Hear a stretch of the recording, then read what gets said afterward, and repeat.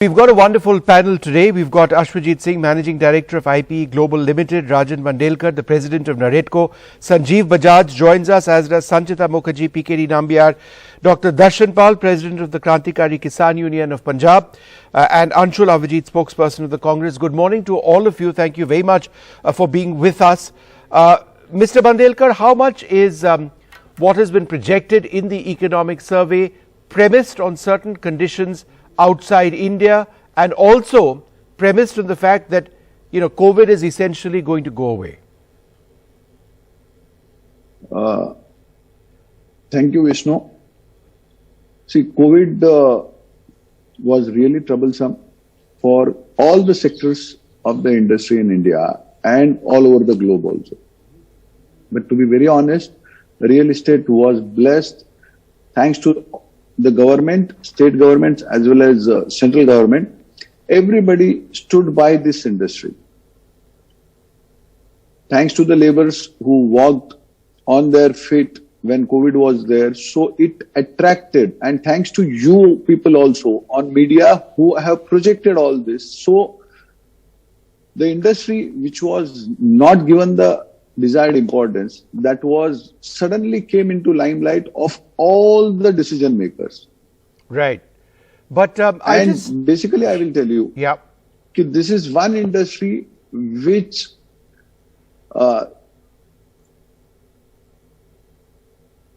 sorry? I'll just come back to you in just half a second. Sanchita, let me come across to you next. Now, the economic outlook, let's just start rolling a couple of those graphics. The first one about what exactly has been projected. It is a conservative projection according to the government. Let's have the GDP graphic up first, which will India seeing an economic growth rate of 8 to 8.5%. But let's, while that itself looks fairly impressive, the fact that it is, if you look at the normal growth path, and I really do need that graphic, right? Sanchita, comment on this a little bit. Now, we are down substantially. It's now climbed back up, but compared to where we would have been had the pandemic not happened, there's still a significant 12% odd shortfall. So I think the question is this: we are back on the path of recovery, but if you just take this 8.5% GDP growth, it seems much more impressive than what the reality is. It's back up from, it is back up, but it's back up to just about pre-pandemic levels. We missed 2 years of growth the way we would have wanted it. Thank you, Vishnu. Quite right. But however, I would like to point out, last year's contraction was touted to be minus 7.3%. However, it has come to minus 6.6%. So what we forecast actually, given all of these figures, for all you know, this fiscal year 2022, we might end with a slight upside, which we have not accounted for because the contraction was slightly lesser than what was projected. Right. So that's one point. So there's a spillover. There is still money on the table. However, I think this year's union budget is being prepared against a backdrop of extreme and extraordinary uncertainty. I mean, if you look at things globally, there's an IMF World Economic Outlook report that has come out that talks about a lot of supply chain disruptions, localized wage pressures, inflation, oil is at $90.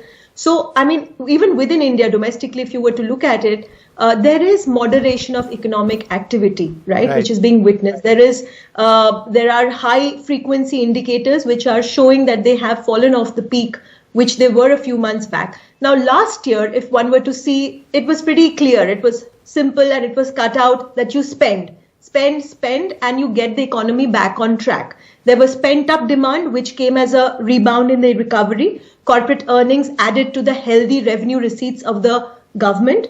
But this year is different. This year, the pent-up demand is something that the government needs to focus on this budget because consumption is the key. Right. How do you spur or kickstart the economy into consumption? I mean, consumption levels are back at 2018-19, which is not much to write home about. So how do we go about kickstarting this consumption? A very valid point which was raised by my colleague a few minutes back was the real estate sector. For example, the real estate sector has projected a growth. It is a very large employment generating sector. How do you incentivize that? How do you focus more on capital expenditure, which the government has already been doing? How do you go ahead simplifying your taxes? How do you spur consumption? I think these are the very, very key questions, because this budget will be focusing on impetus to growth, investment and consumption. That's very clear. We're also joined by Sanjeev Bajaj at this stage. Thanks, Mr. Bajaj, very much for being with us. Now, I don't want to strike a negative note or anything on a day when we've all got very high expectations. But, if you look at what the Sanjeev Sanyal yesterday, one of the key economic advisors to the government actually said that the economic outlook is based on the assumption that there will be no further debilitating pandemic-related economic disruption. This could well happen because it's not necessarily gone away. This is a virus that mutates. We don't have a universal vaccine which fixes COVID completely. So that is a worry. A normal monsoon, we need probably too early to predict exactly where that's going to go. Withdrawal of global liquidity by major central banks will be broadly orderly. We want that to happen. Oil prices will be in the range of 70 to 75, and global supply chain disruptions will steadily ease. We have a war brewing between Ukraine and Russia right now. Oil prices in the last few months have been all over the place. And COVID, I've just described it. How much of this do you believe is premised on a lot of optimistic outlook that, we need to be prepared for a lot worse?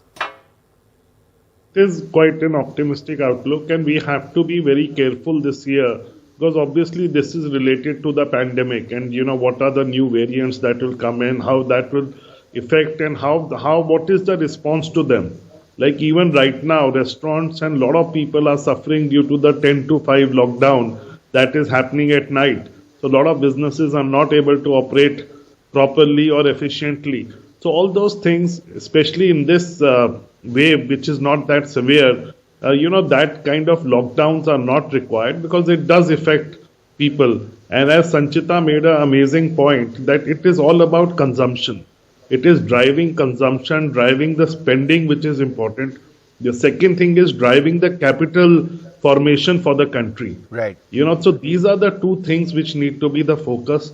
They are things which are beyond your control. Like people are already talking about the great correction has started in the .com, let me call it the app, the boom that had happened and the companies that were getting crazy valuations.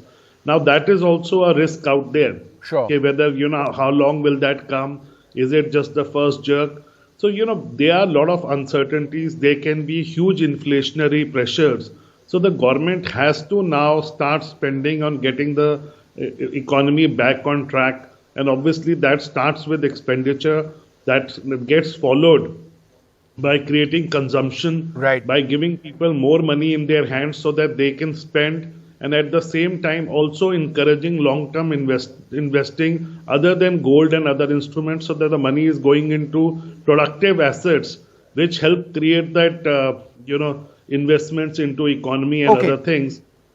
Okay, lots of points over there. In fact, I wanted to go across to Mr. Ashwajit Singh. Sir, the goal is $5 trillion by 2025. Given what we've gone through in the last 2 years, that seems very difficult to achieve. But large-scale spending has to be a priority of this government. Accelerating investment, accelerating job creation. But if you look at large-scale spending, what is your wish list of where that spending needs to be? Vishnu, I think you're absolutely right. Let me start by the positives first. Sure. When we talk about the budget and we talk about, have we really grown compared to what we were expecting 2 years ago? I think the first thing is we have to be grateful that we've gone through an unprecedented time where at one particular time there was this issue about, survival, whether part of our population would be wiped out, whether the economy would be back on track. So there are a lot of positives in the last 2 years. It's absolutely unprecedented. So we can't really compare anything with that. Now, coming forward to what we're really looking at, to me, expenditure and large-scale spending is a must. We need to start looking at investment in productive assets. We've had a number of social sector schemes which need to continue because at the end of the day, we have to realize that consumption is still not really back to the pre-pandemic level. So we need to get money in the hands of people. Now it's easier said than done that we need to start investing into productive assets and which will get us long-term returns. But at the same time, we need to also get money in the hands of people right away. Sure. So I would really want spending to be done in productive assets. A lot of money that's being spent in Narega actually is not really being used more as a dole out rather than creation of real assets. So I would like Narega to continue, but it to be channelized into more productive assets. I'm very keen that we also start an urban safety net, because when we talk about unemployment, when we talk about getting money in the hands of people, we tend to forget that the urban parts of India, which is 1/3 of India, has probably got a larger unemployment than rural parts of India. Sure. And when we saw the issue of the migrant labor, we saw how everybody was playing around without really being able to, even know where they're getting their next meal from. So we do need that net. I take that point, sir. So I think that's very important. Sure. And at the same time, we need to continue some of the social sector schemes. The government is sitting on a fair amount of money. The states have money. The center, the RBI also has money which is not being spent because you're not really getting enough boost in the economy. In fact, right sir, now. just So let me interrupt you, because I want to bring across our second graphic, and I wanted to go across to PKD Nambiar as well. So let's have that second graphic, which sort of gives you a bit of a reality check on where we are presently versus what a lot of the targets have actually been. As we try and bring that up, I just wanted to go across, right, so this is actually the disinvestment target. Now, we've seen the last 1 week being fantastic with the sale of Air India going through. It's now in the hands of the Tatas. But for the last several years, this government has been relying heavily on disinvestment. And we've failed to reach that target, obviously for some of the reasons mentioned. But in the absence of reaching that 1.75 lakh crore target, is any projection really going to suffer, PKD Nambiar? Vishnu, it has been a challenge from the last, even though the government, of course, both the Vajpayee government where the disinvestment as a policy has come in with a minister in place. This government also had the plan that the minimum governance, maximum governance and the minimum government in the business. That has always been the policy. I think it's a good start that in the last week, as you said, that the Air India has gone. With LIC IPO is coming on board in the next few months, and some of the other public sector companies are going into the public. I think the disinvestment target in this upcoming financial year, the government should be able to. But there is a lot of challenges in that particular step. There is the challenges from the labor unions, and there are some kind of how do you the real valuation, what we expect, that the government expects or the public expects from a public assets.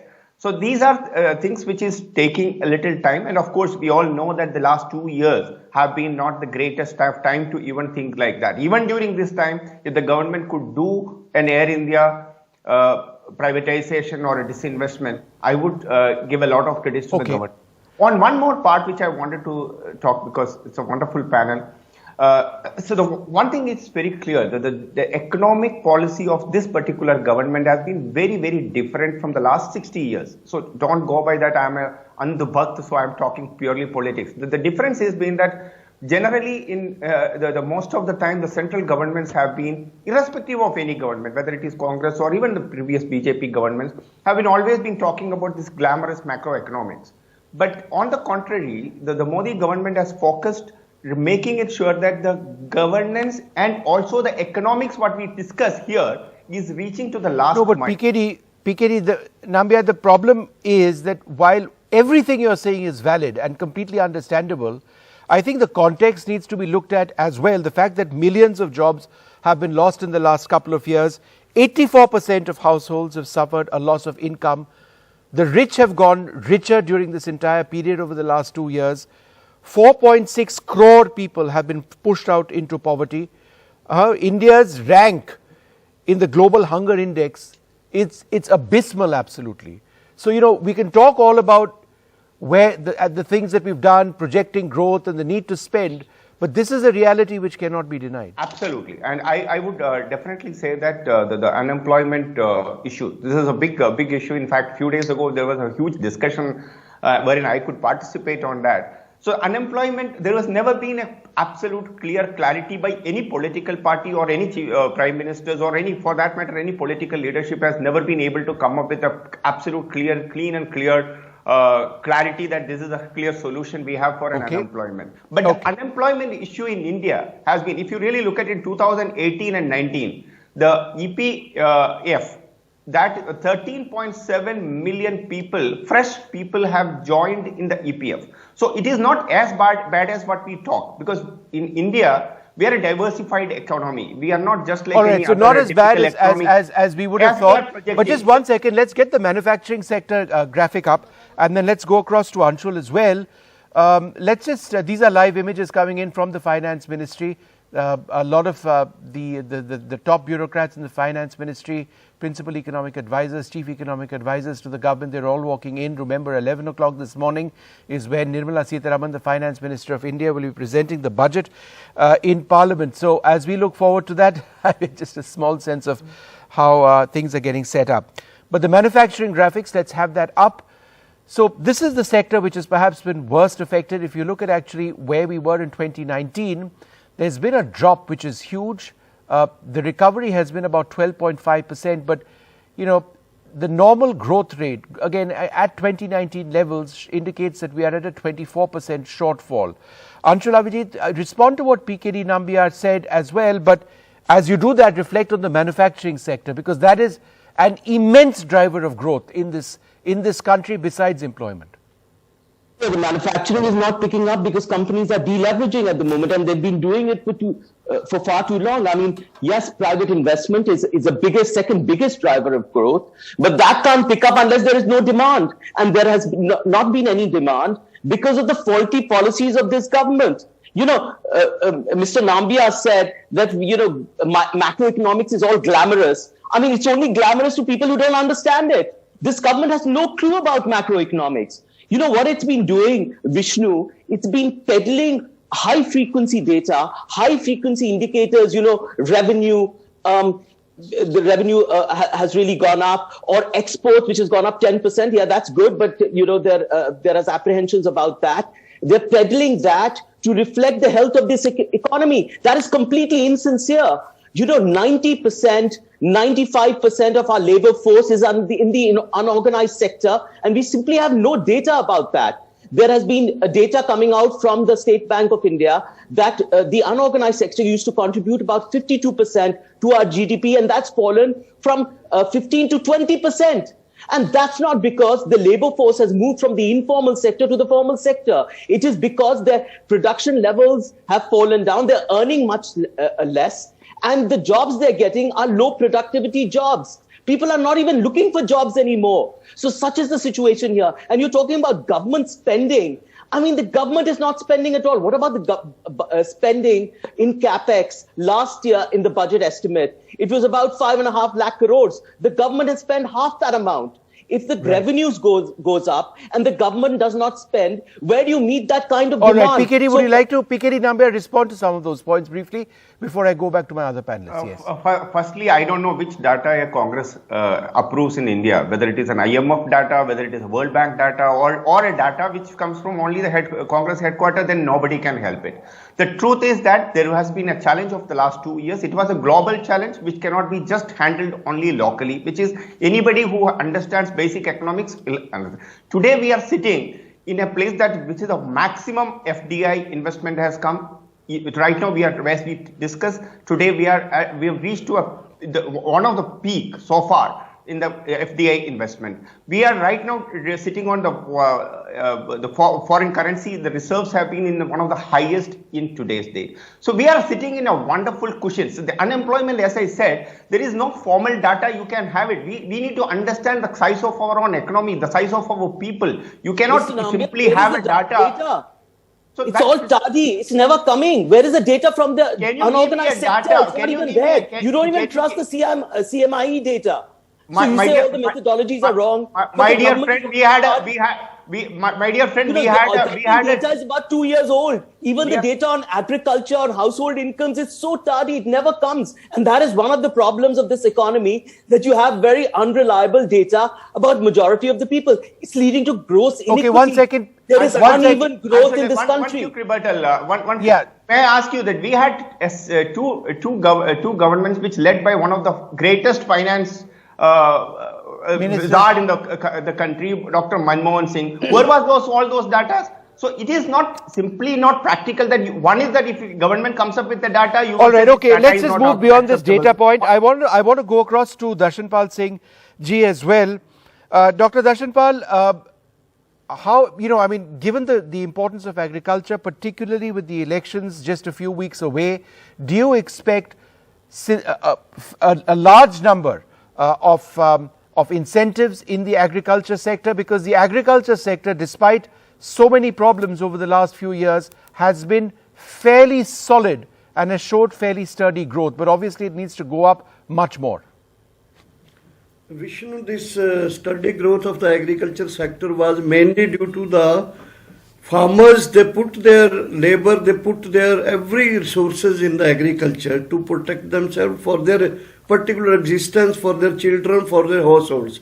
But last year they tried to put these farmers' income, farmers' land, farmers' labor and markets for the corporates, which we struggled for.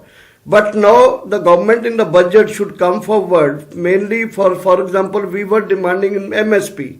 For MSP, the government should come very clearly that they should provide some budget for the MSP of the 23 products, of the 23 crops, which they already declared, but they are not being purchased, number one. Number two, the government should come very clearly and with a big budget for the agriculture. For example, in the 86% of the farmers are below 5 acres of land, 2 hectares of land. The government should come with a budget for the welfare of those farmers, for their land to be made fertile, for the irrigation of the land, for the markets. For example, the markets in the agriculture in the country are only 7,000 markets. We need 42,000 markets. As the National Farmer Commission has already said that a farmer should not move more than 5 kilometers radius. So 42,000 markets are needed. The government should invest in agriculture.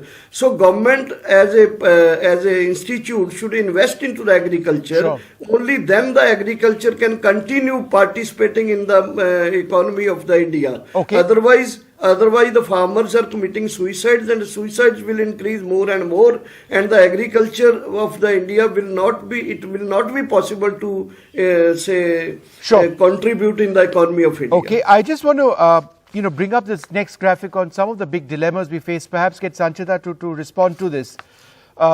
Firstly, the fiscal deficit is a concern, but let's just roll this out and look at a couple of important points over here.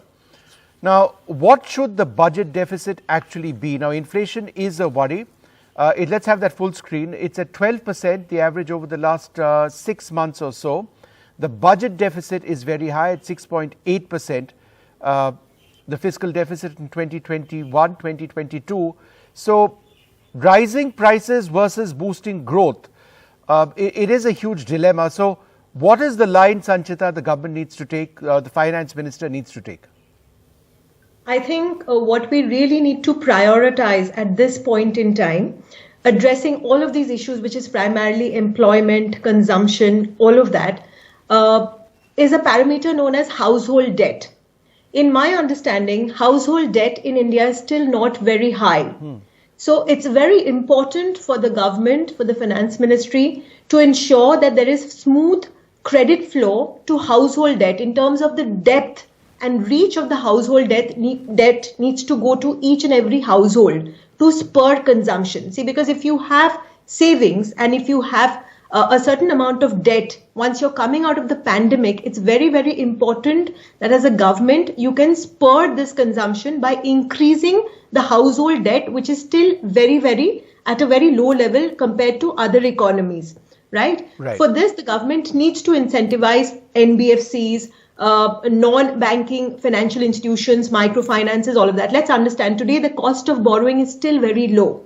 right? Inflation is still within the 4 to 6% comfort level of RBI. Tomorrow, it's a different story. So while the going is good, it needs to spur credit to reach. And what happens is once the credit is available and consumption happens, manufacturing, all of this benefits, it leads to GDP growth. GDP growth leads to wage growth. Wage growth is a very healthy, organic way of fighting inflation because it is a virtuous cycle of consumption and GDP growth without causing inflation, because inflation is supply chain bottlenecks are already being addressed by the capital expenditure of the government. That's point number one. Point number two, what the government really needs to look at is the traction within the Ayushman Bharat scheme. Now, Ayushman Bharat had tremendous traction, and to be honest, it is today we are at an economy where you have a unique digital identity of 1.3, 1.4 billion people. So, health insurance is an aspect of household finance apart from saving and debt, which everyone is really, really worried about. So ensuring, giving dole outs to general insurance companies, ensuring that every citizen of the country comes under the benefit of the Ayushman Bharat is something that the government can also look at in today's budget. Okay. Apart from all of this, I think employment, some of the points that were being raised with data and all of that is quite valid, because there's a whole gig economy also at work here. I mean, there was a recent report which I was reading by BCG, which says that, we have a capability of reaching almost 90 million gig economy workers. Mapping all of them and understanding that informal sector, which is essentially like a disguised employment, because they're all earning. They're earning a lot of money. Sure. How do you incentivize that sector? It's not just about incentivizing startups and unicorns. There's an entire gig economy at play over here. So understanding that sector, bringing that into formalization will spur consumption and employment. Okay, Sanchita, I'm just interrupting because these are images of the finance minister leaving her house just now and proceeding, I presume, to the finance ministry first before she goes across to Parliament in a couple of hours from now. So I think that's Mrs. Sitharaman over there in her vehicle as she leaves her home. It's a big day for her, having to balance the economy, having to stimulate growth at a time when we've suffered so much. So that's interesting. It's all starting now. It's all starting now. We shall know what lies for us. But before I take a break, I just wanted to get a quick couple of comments, perhaps from you first, Mr. Bandelkar, on something which millions, across the country, I suppose everybody watching this broadcast would want to know. Will Mrs. Sitharaman tinker with income tax rates? Can she afford to do so? Can they be, for example, any hope that the exemption limit will be raised? Your views on that? See, people want income tax rates to come down, but I don't think the current situation will allow the government to do that. But as I am from the housing industry, what I would request and what we want and what we have requested the government is that when a person takes loan, whatever interest he pays on the loan, there's only a 2 lakh rupees rebate on that, Section 24B. See, for the first home, because the government is telling housing for all, and they want to see by 2022, we are already in 2022, home shelter on each and every Indian. So that is not happened. So if they really want to do that, for the first home, they should waive off entire interest, whatever might be his loan amount. That is the first thing. Second one is that the government has done an excellent work in the time of pandemic. They have given ECLGS, Emergency Credit Line Guarantee Scheme, for all loans, whichever were outstanding as on 1st February. So they have given first 20% and then they have given 10%. So 30% of loan amount. That's why today, see, we haven't had the actual effect, or we haven't faced the problem of the pandemic as world over everybody has faced. See, people are unnecessarily criticizing what government has done. See, if government wouldn't have done, we wouldn't have all be on the panel here, and we are all sitting at all different places. See, think the positive thing of the pandemic. See, we can criticize the government, they have done nothing. Before criticizing anybody, we should think what we have done. See, we have got such a new technology Everybody is sitting at different places, and No, we sir, are actually, all. this technology was invented far before the pandemic itself. But see, I take the pandemic point has about made the us- digital economy, which I think you're Yeah. alluding to, and I think that's a valid point. But I need to take a short break at this stage. We'll come back with a lot more. Just a couple of hours to go for the union budget.